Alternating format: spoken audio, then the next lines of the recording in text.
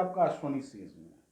मित्रों, आज की चर्चा का विषय कोरोना काल को लेकर के जिस तरीके की आर्थिक नीतियां सरकार की प्रभावी हैं, खास करके टैक्सेशन के मैटर पर, इस विषय पर हम आप चर्चा करेंगे। ये हिंदुस्तान है मित्रों, विविधताओं से भरा हुआ एक देश।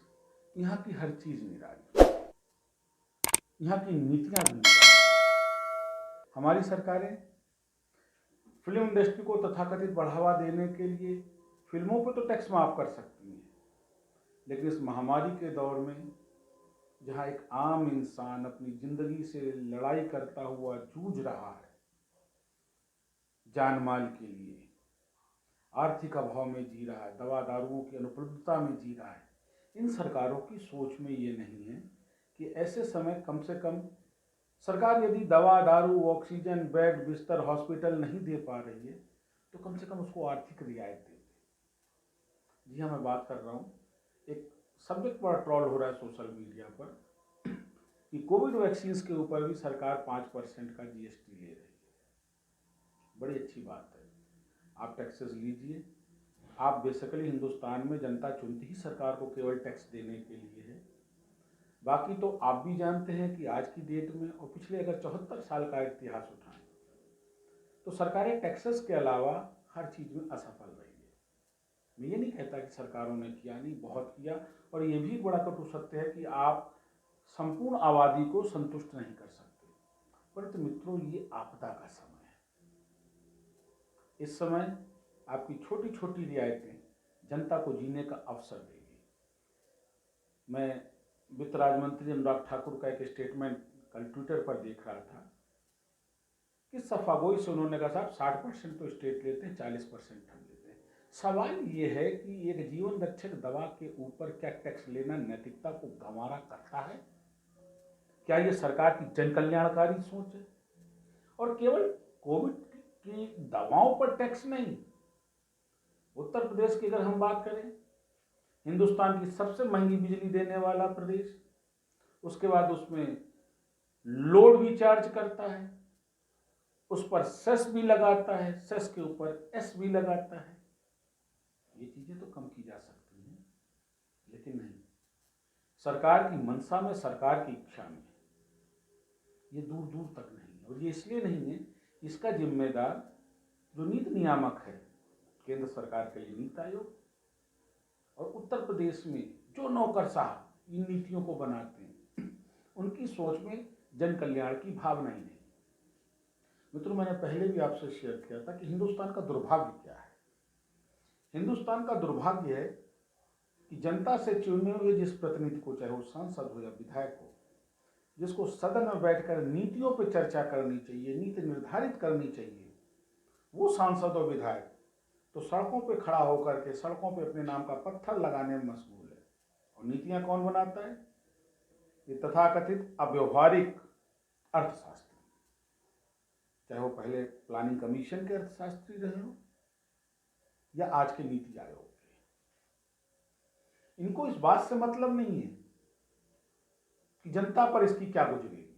इनको इस बात से मतलब नहीं है कि एक मिडिल क्लास फैमिली पे अगर 100 रुपए का अतिरिक्त बोझ पढ़ा करों का तो उसका बजट कितना डिस्टर्ब होगा। इन्हें केवल एक बात से मतलब है कि हम कितना ज्यादा से ज्यादा राजस्व का दोहन कर सकते हैं। ये गलीज सोच है, और इसके जिम्मेदार हम आप हैं, और हम आपसे ज्यादा हमारे आपके चुने हुए प्रतिनिधि, जिनको सदन में बैठ के इस बात पे चर्चा करनी चाहिए कि जो टैक्सेशन सरकार इंपोज कर रही है क्या वो जायज है। मित्रों, सोशल मीडिया पे चिल्ला चिल्ला करके भाजपा समर्थकों ने 100 रुपए आज पेट्रोल करवा दिया। दुहाई क्या देती हैं? यही निर्मला सीतारमण जी जो हमारी वित्त मंत्री हैं 2012-14 में, अगर आप इनके वक्तव्य देखें तो केवल विपक्ष के लिए विरोध करने की नीति के चलते ये कहती थी कि पेट्रोल प्रोडक्ट्स में दामों की वृद्धि सरकार की असफलता है। आज सरकार कौन सी सफल ही नहीं था निर्मला रमण जी? क्या आज आपको मॉरली ये चीज बाउंड नहीं करती? दिस इज द सिंपल कि जब आप विपक्ष में थे तो तत्कालीन सरकार की हर चीज आपके लिए जो है वो गलत थी, और आज आप खुद बैठ के जो कर रहे हैं वो सब सही है। क्या नेताओं का ये चरित्र होता है? याद करिए, हिंदुस्तान के वो नेता लाल बहादुर शास्त्री, याद करिए केसी पंत, याद करिए इंदिरा जी के रेजिम में भी एक हद तक नैतिकता थी। किसी विभाग का कोई मंत्री यदि उस विभाग से संबंधित कोई बड़ी घटना घटित होती थी तो नैतिकता का हवाला देते हुए त्यागपत्र देता था। आज तो आप सर्वत्र फेल हैं, लेकिन त्यागपत्र नहीं आएगा, क्योंकि आपको सत्ता की चाहत है और उसके लिए अगर लाख 2 लाख 5 लाख की बलि हो भी जाती है तो न तो केंद्र सरकार पर फर्क आएगा न राज्य सरकार पर फर्क आएगा, लेकिन आम आदमी मारा जाएगा। क्यों? क्योंकि हमारी सरकारों का और हमारे देश के नौकरशाहों का चरित्र ही ऐसा है। हम संविधान में तो जन कल्याण की बात करते हैं, पब्लिक वेलफेयर गवर्नमेंट, लेकिन नैतिकता में हमारे अंदर दूर दूर तक जन कल्याण की कोई नैतिकता नहीं है।